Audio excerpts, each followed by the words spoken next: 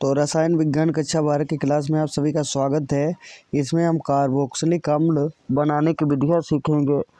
Formic अम्ल कैसा बनाया जाता है, ये चींटी के डंक में पाया जाता है और कहाँ पे पाया जाता है, इसे किस तरीके से प्रयोगशाला में बना सकते हैं, कितनी चीज़ें होती, जितनी भी चीज़ें इम्पोर्टेंट होने वाली हैं वो सारी की सारी, चाहे वो किसी भी प्रकार की अभिक्रिया हो या किसी तरीके से किसी चीज़ को बनाने की बारी आए, जैसे कि प्रयोगशाला में बनाएं या फिर कृत्रिम तरीके से बनाएं, प्राकृतिक रूप से कहाँ कहाँ कौन सी चीज़ें पाई जाती हैं, तो एक एक चीज़ के ऊपर हम लोग विस्तृत से चर्चाएं करेंगे, उसी के साथ ही साथ देखने का प्रयास करेंगे। ठीक है, तो वीडियो शुरू से लेकर अंत तक देखिएगा। आपसे मैं यही कहूँगा कि वीडियो पूरी तरीके से समझ पाएँ, संतुष्ट हों तभी इसे लाइक और शेयर सब्सक्राइब करिए, अन्यथा छोड़ के चले जाइए।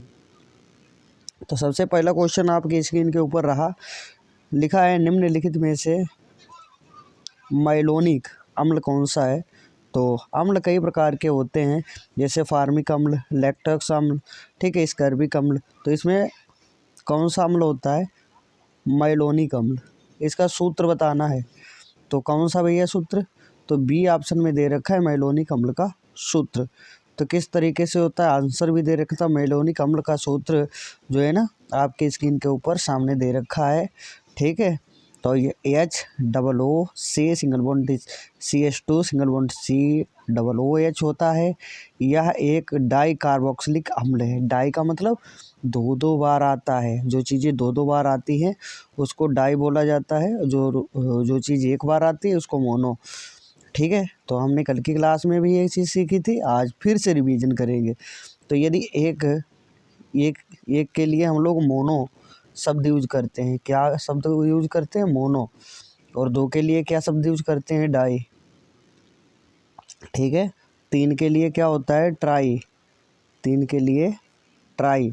और चार के लिए टेट्रा। चार के लिए टेट्रा। और पाँच के लिए, तो दोस्तों पाँच के लिए क्या आता है? पेंटा। पेंटा। और छः के लिए हेक्सा, सात के लिए हेप्ट और हेक्स। इस तरीके से चीज़ें आती रहती हैं। ठीक है, तो इसका आंसर फाइनली बी ऑप्शन। तो चलिए समय ना बिताते हुए आगे की चीज़ें देखने का प्रयास करते हैं। अगला क्वेश्चन आपके सामने दे रखा है, कहता है क्वेश्चन कि कार्बोक्सिलिक अम्लों के क्वथनांक तुलनात्मक अणुभारों वाले अल्कोहलों के क्वथनांक की अपेक्षा क्या होते हैं। इसका मतलब यही हुआ दोस्तों कि जो कार्बोक्सिलिक अम्लों के क्वथनांक जो होते हैं ना, तुलनात्मक भारों वाले अल्कोहलों के क्वथनांक की अपेक्षा कैसे होते हैं। तो किस तरीके से होता है? तो सही जवाब इसका भैया हो जाता है कि उच्च होते हैं। कैसे होते हैं? हाई क्वालिटी के होते हैं। तो आंसर इसका जो है ना, हम लोग किस तरीके से लगाएंगे तो हम लोग देखने का प्रयत्न करते हैं। तो क्या लिखते हैं भैया आंसर में? कार्बोक्सिलिक अम्लों के क्वथनांक तुलनात्मक अणुभारों वाले अल्कोहलों की अपेक्षा उच्च होते हैं। पॉइंट टू बी नोटेड, इस पॉइंट को आप नोट करेंगे तो आपके लिए बहुत ही अच्छा रहेगा, क्योंकि आपको एक पॉइंट मिलने वाला है। तो उच्च होते हैं, इसको पॉइंट को हाईलाइट कर लीजिए। और आगे क्या लिखना है? क्योंकि कार्बोक्सिलिक अम्लों के अणुओं के मध्य अल्कोहल की अपेक्षा प्रबल हाइड्रोजन आबंधों का निर्माण होता है। किसका होता है? प्रबल हाइड्रोजन आबंधों का निर्माण होता है। इसको भी नोट कर लीजिए, आगे हम आपसे पूछेंगे और आपको जवाब भी बताना पड़ेगा। अगला क्वेश्चन कहता है, और सबसे ही बेहतरीन क्वेश्चन है, इसको पढ़िए और सही से जवाब देने का प्रयास करिए। और आगे जो ये अम्ल दे रखा है ना, इस अम्ल की हम लोग विस्तृत यानी पूरी तरीके से चर्चा करने वाले हैं। तो इस अम्ल को अभी से अपनी याद में डाल लीजिए, ताकि आगे आपको परेशानी ना हो। तो क्वेश्चन कहता है, आपके सामने दे रखा है, तो पढ़िए भैया एक बार क्वेश्चन को। एसिटिक अम्ल फार्मिक अम्ल से दुर्बल होता है। क्यों होता है भैया दुर्बल? ये आपको बताना है। क्या रीज़न है ये दुर्बल होने का? क्या रीज़न है बताना है। तो ठीक है, तो हम लोग क्या करेंगे, इसका रीज़न ढूंढते हैं। तो आंसर क्या कहता है? एसिटिक अम्ल में CH3 यानी मेथिल समूह में प्लस जो ना ये जो चिन्ह दे रखे ना, प्रभाव के कारण जो अल्कोहल होता है आबंध के आबंधित इलेक्ट्रॉन ऑक्सीजन से दूर हो जाते हैं। क्या हो जाते हैं? दूर हो जाते हैं। क्यों दूर हो जाते हैं? कि अल्कोहल से दूर होते हैं, क्योंकि ये जो अभी निशान हमने बताया ना, इन प्लस माइनस निशान के कारण। अतः आगे क्या होता है? अतः हाइड्रोजन पर धन आवेश की कमी हो जाती है। किसकी कमी? धन आवेश की कमी हो जाती है, मतलब पॉजिटिव कम हो जाता है और निगेटिव ज़्यादा हो जाता है। अतः H+ बनाने की प्रवृत्ति एसिटिक अम्ल में फार्मिक अम्ल से कम होती है। अतः एसिटिक अम्ल फार्मिक अम्ल से दुर्बल होता है। पॉइंट टू बी नोटेड, क्या होता है भैया? दुर्बल होता है। ठीक है, तो चलिए आगे देखते हैं। आगे आखिरकार फार्मिक अम्ल की हम लोग बार बार चर्चाएं करते हैं, तो एक बार फार्मिक अम्ल को देख लेते हैं, थोड़ा सा डिटेल में जानने का प्रयास करेंगे। तो आप देख रहे हैं ये क्वेश्चन कितनी बार बच्चों से यूपी बोर्ड के अंतर्गत पूछा गया है। तो भैया आप अपनी पेटी बांध लीजिए और कुर्सी की पेटी पैक कर लीजिए, खूब अच्छे से बांध लीजिए, क्योंकि आप सफ़र करने वाले हैं प्रयोगशाला का। हम लोग क्या देखेंगे कि फार्मिक अम्ल बनाने की प्रयोगशाला विधि का नामांकित चित्र सहित वर्णन कीजिए। मतलब हम लोग अपनी पेटी बांध लीजिए, क्योंकि प्रयोगशाला चलने वाले हैं इसका अध्ययन करने के लिए। तो चलिए हमारे साथ प्रयोगशाला में, तो चित्र के सहित वर्णन कीजिए। सक्रिय अभिक्रियाओं के समीकरण भी दीजिए, इसके 2 अपापचय गुण लिखिए। ठीक है, पूरी चीज़ हम लोग चलते हैं प्रयोगशाला, इसको देखते हैं। तो भैया ठीक है, हम लोग आ चुके हैं प्रयोगशाला में। तो हमने क्या बनाए, यहाँ पे प्रयोगशाला में इसे बनाना है। तो सबसे पहले प्रयोगशाला में फार्मिक अम्ल का विरेचन करना है, बनाना है। तो सबसे पहले एक हम लोग क्या लेते हैं, बर्नर नीचे की तरफ लेते हैं। यहाँ पे बालू ऊष्मक भरते हैं, क्या भरते हैं? बालू ऊष्मक। ये रॉड लेते हैं और नीचे की तरफ आग जलाते हैं और यहाँ पे एक थर्मामीटर लगा देते हैं। तो यहाँ पे बर्नर है, आग जल रही है, और फिर क्या करते हैं, यहाँ पे एक स्टैंड लगाते हैं, जिससे कि एक हम लोग जल संघनित, मतलब एक पाइप डाल सके जो पानी की भरी हो। तो यहाँ पे पाइप डाल दी पानी की भरी। तो यहाँ पे एक ग्राही का मतलब लेते हैं बर्तन। तो बर्तन में क्या करते हैं, यहाँ पे फार्मिक अम्ल पानी के सहित जलीय रूप में इकट्ठा हो जाता है। फार्मिक अम्ल होता क्या है, पूरी जानकारी क्या होती है, चलिए अब रिटन में देखते हैं। सबसे पहले आपने हेडिंग कौन सी डाल लेनी है, फार्मिक अम्ल। तो आप कौन सी हेडिंग डालेंगे भैया, फार्मिक अम्ल। तो इसके अंतर्गत क्या पढ़ेंगे, यह कार्बोक्सिलिक अम्ल श्रेणी का प्रथम सदस्य है। इसको भी नोट करिए, कौन सा सदस्य, प्रथम सदस्य है, जो कहाँ कहाँ पाया जाता है, इसको आप मोटे मोटे अक्षरों में लिख सकते हैं। तो कहाँ पे लिखेंगे, कहाँ कहाँ पाया जाता है, लाल चींटियों में पाया जाता है फार्मिक अम्ल प्राकृतिक रूप से। और अभी हम लोग सीखेंगे कि प्रयोगशाला में इसे कृत्रिम तरीके से कैसे बनाया जाता है। ठीक है, मतलब नकली फार्मिक अम्ल हमें तैयार करना है, तो कैसे करेंगे। तो सबसे पहले क्या, लाल चींटी में ये प्राकृतिक रूप से पाया जाता है, और मधुमक्खियों में पाया जाता है, बर्र में पाया जाता है, जिसको गाँव की भाषा में बर्रैया कहा जाता है, बिच्छू के डंक में पाया जाता है। तो इतनी जगह पे ये पाया जाता है मेरे भाई। इसकी संरचना जो होती है ना, किस तरीके से होती है, H+C और ऊपर की तरफ O और आगे OH। ठीक है, तो इस तरीके से इसका संरचना होती है। तो क्या करते हैं, -COOH तथा -CHO दोनों समूहों की उपस्थिति के कारण यह श्रेणी के अन्य सदस्यों से गुणधर्मों से अलग होता है, भिन्नता दर्शाता है। ठीक है, तो इसके निर्माण की विधियां जो होती है कि कैसे होती हैं, तो फार्मिक अम्ल के निर्माण की विधियां हम लोग देखने वाले हैं, जो कि कई विधियां होती हैं। सबसे पहले क्या करते हैं, प्रयोगशाला विधि देखते हैं। तो प्रयोगशाला विधि में क्या होता है, सबसे पहले हेडिंग कौन सी डालोगे, प्रयोगशाला विधि। तो इसके अंतर्गत आपको क्या लिखना है, फार्मिक अम्ल बनाने के लिए चित्रानुसार। चित्रानुसार मतलब जो हमने अभी अभी क्या देखा है, अभी अभी जो चित्र देखा है, इस चित्र के अनुसार। ठीक है, इसी चित्र के अनुसार इसे क्या कहते हैं, चित्रानुसार। तो कहा गया है फार्मिक अम्ल बनाने की विधि में चित्रानुसार एक आसवन फ्लास्क में 35 ग्राम क्रिस्टली ऑक्जेलिक अम्ल व 40 मिली निर्जल ग्लिसरीन का मिश्रण देते हैं। और ये ग्लिसरीन कौन सी है भैया, ये ग्लिसरीन वही है जिसको हम लोग डी ब्लॉक में सीखे थे कि पोटेशियम डाइक्रोमेट या पोटेशियम परमैंगनेट में मिला देने पे जो हवन कुंड होता है ना, उसमें अपने आप आग जलने लगती है। बिना माचिस के, बिना लाइटर के, बिना गैस के, ठीक है। तो पोटेशियम डाइक्रोमेट और या पोटेशियम परमैंगनेट में ग्लिसरीन मिलाने से ऑटोमेटिक आग जलती है। वही ग्लिसरीन है, ग्लिसरीन का मिश्रण लेते तथा तापमान इसको 110 डिग्री सेंटीग्रेड देते हैं। इस मिश्रण को गर्म करते हैं तो कौन सी कार्बन डाइऑक्साइड निकलना बंद हो जाए तो क्या करते हैं। तो आगे क्या करते हैं भैया, इसको भी देखते हैं। तो हम लोग करते हैं ऑक्जेलिक अम्ल के कुछ क्रिस्टल मिश्रण मिला देते हैं। इस प्रकार फार्मिक अम्ल और जल का मिश्रण आसुत के रूप में ग्राही बोले तो यहाँ पे जो बर्तन है ना, ग्राही में फ्लास्क में एकत्रित हो जाता है। तो आई होप आपने ये चित्र अच्छे से देखा होगा, और यदि आप इसको कॉपी पे भी बनाते हैं तो बहुत ही अच्छा रहेगा। ठीक है, तो चलिए देखते हैं आगे की चीज़ें कौन सी होने वाली हैं। तो इनकी जो अभिक्रिया होती है ना प्रयोगशाला में नकली फार्मिक अम्ल बनाने की, ये एक पद में ना पूरी होती है। तो इसको पूरा करने के लिए कई पदों की ज़रूरत होती है। तो सबसे पहला पद हम लोग लेते हैं, यहाँ पे डालेंगे पद 1। तो पद 1 में हम लोग क्या सीखने वाले हैं, तो पद 1 में सीखेंगे यहाँ पे हमने ले लिया CH2 और सिंगल बॉन्ड OH, और यहाँ भी ले लिया, यहाँ भी ले लिया। तो इसकी अभिक्रिया हमने किसके साथ कराई, ग्लिसरॉल के साथ। तो सबसे पहले हमने क्या ले लिया, ग्लिसरॉल ले लिया। तो ग्लिसरॉल कितना है, ग्लिसरॉल भैया यहाँ से लेकर आपने देखा ना यहाँ तक ग्लिसरॉल होता है। तो हमने ग्लिसरॉल ले लिया, ग्लिसरॉल में ऑक्जेलिक अम्ल मिला दिया। क्या मिला दिया, ऑक्जेलिक अम्ल।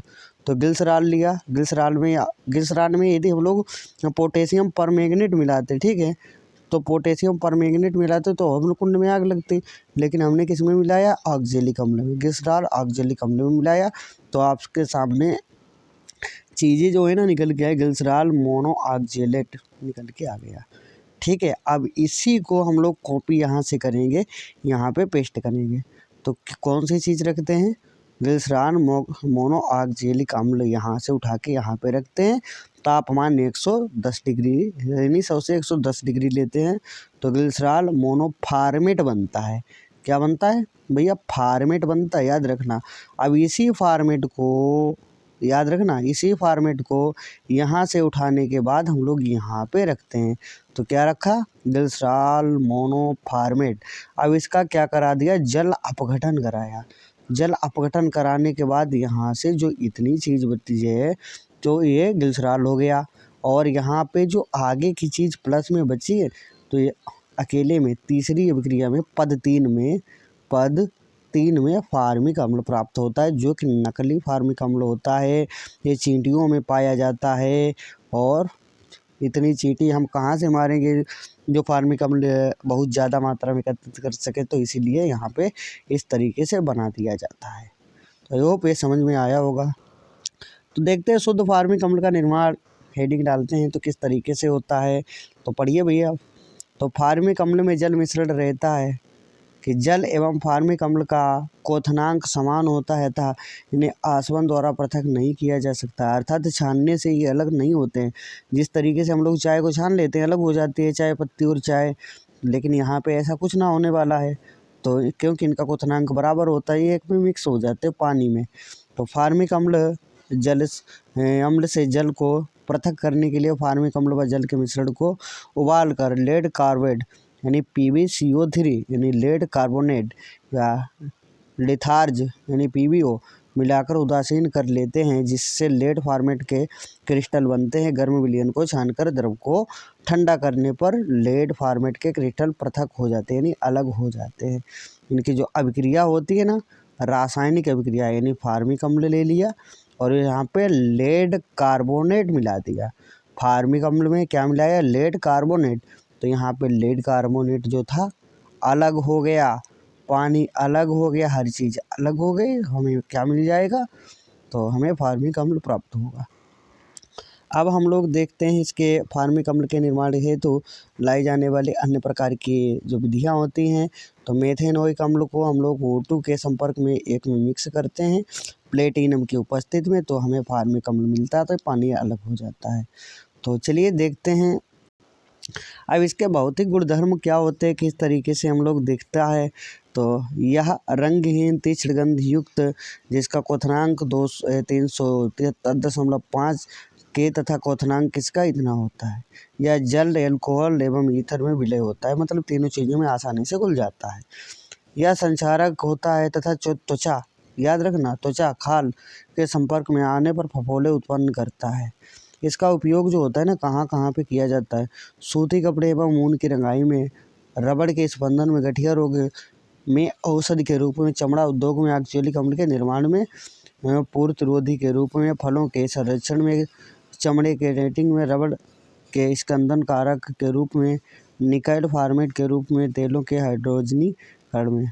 तो फार्मिक अम्ल के प्रयोगशाला परीक्षण जो होते हैं किस तरीके से किए जाते हैं। टालेन अभिकर्मक के साथ रजत दर्पण बनता है। सांद्र H2SO4 के साथ गर्म करने पर कार्बन मोनोऑक्साइड गैस निकलती है, जो कि परख नली के मुंह पर नीली लौ के साथ जलाई जा सकती है।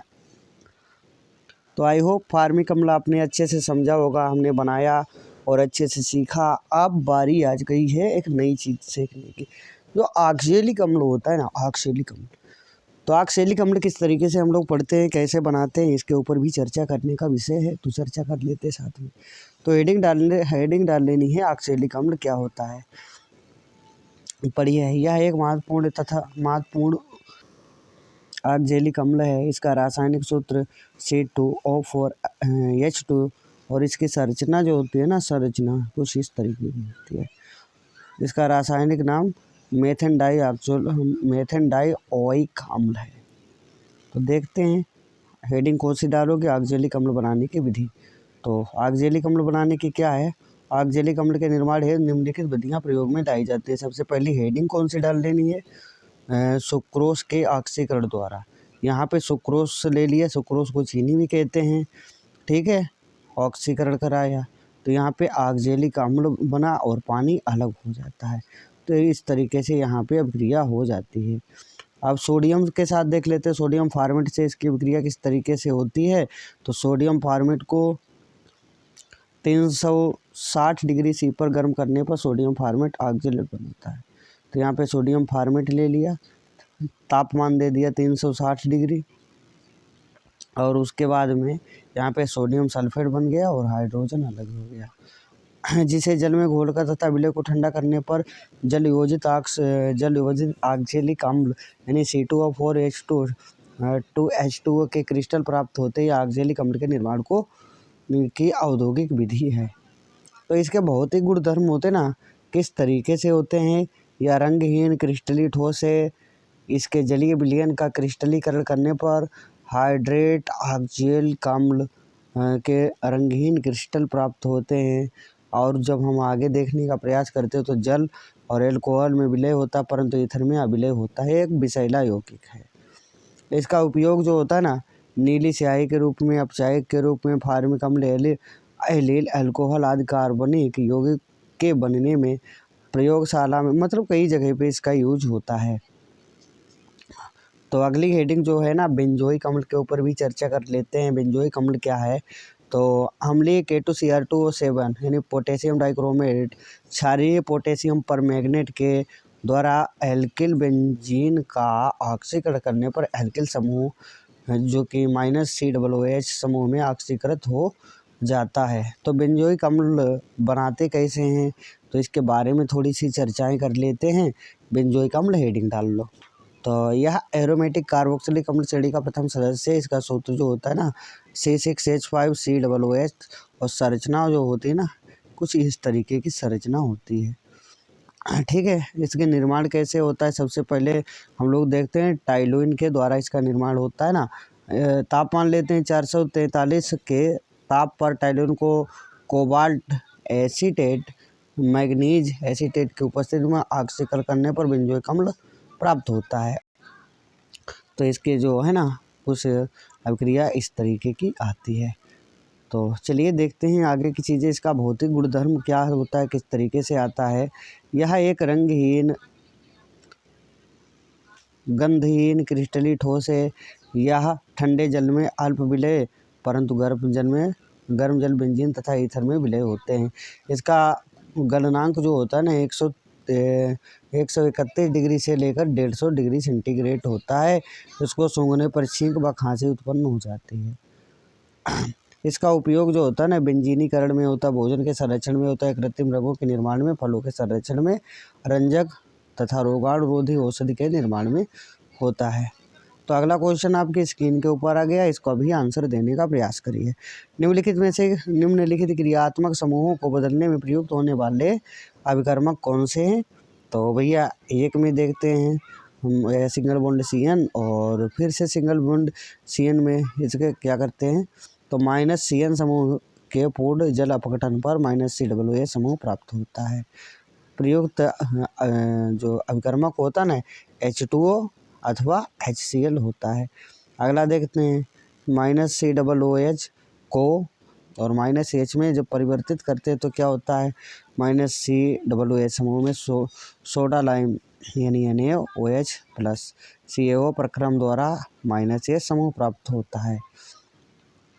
तो चलिए अगला क्वेश्चन देखते हैं, एस्टरीकरण की अभिक्रिया लिखिए। तो इसका आंसर जो होता है दोस्तों क्या होता है, जब कार्बोक्सिलिक अम्ल शुद्ध H2SO4 की उपस्थिति में अल्कोहल से क्रिया करता है तो एस्टर का निर्माण होता है। यह अभिक्रिया एस्टरीकरण कहलाती है। तो यहाँ पे हमने ले लिया कार्बोक्सिलिक अम्ल ले लिया, ठीक है, और इसकी अभिक्रिया जो थी ना -R इसके साथ कराई। तो यहाँ पे तो यहाँ पे क्या आता है, R लिखा है। तो R के स्थान पे हम लोग क्या रख सकते हैं, तो R के स्थान पे हम लोग दोस्तों रख सकते हैं CH3, जहाँ भी R दिखाई दे रख सकते हैं CH3, C2H5, C3H7। तो यहाँ पे इतनी चीज़ें सभी रख सकते हैं। तो आपके सामने R आया, R के स्थान पे हम लोग रखेंगे। तो यहाँ पे कार्बोक्सिलिक अम्ल ले लिया, अल्कोहल के साथ अभिक्रिया कराई H2SO4 की उपस्थिति में, तो एस्टर बनता है। तो अगला क्वेश्चन देखते, कहता है जो कार्बोक्सिलिक समूह दे रखा है योगात्मक अभिक्रिया नहीं है, तो कौन सी नहीं, क्यों नहीं है, क्योंकि यह समूह निष्क्रिय होता है। इसका कारण कार्बोक्सिलिक अम्ल का अनुदान उपस्थित होता है। तो चलिए भैया अगला क्वेश्चन देखते हैं क्या होता है, बेंजोइक की फ्रीडल प्राट की अभिक्रिया। तो निर्जल AlCl3 की उपस्थिति में बेंजीन की अभिकर्मक CO2 व HCl के मिश्रण के साथ क्रिया कराते हैं तो बेंजोइक अम्ल प्राप्त होता है। तो अभिक्रिया होती है ना C6H6 plus CO2 plus HCl, तो यहाँ पे इतनी चीज़ें HCl जो होता है ना अलग हो जाता है। तो भैया वक्त हो गया है आपसे विदा लेने का। तो अब बताइए, वीडियो पसंद आई हो तो इसे लाइक शेयर सब्सक्राइब करिए और अपने दोस्तों के साथ शेयर करके हमें कमेंट में बताइएगा कि क्लास कैसी लगी। मिलते हैं कल की ऐसी बेहतरीन क्लास के साथ, तब तक के लिए बाय, टेक केयर।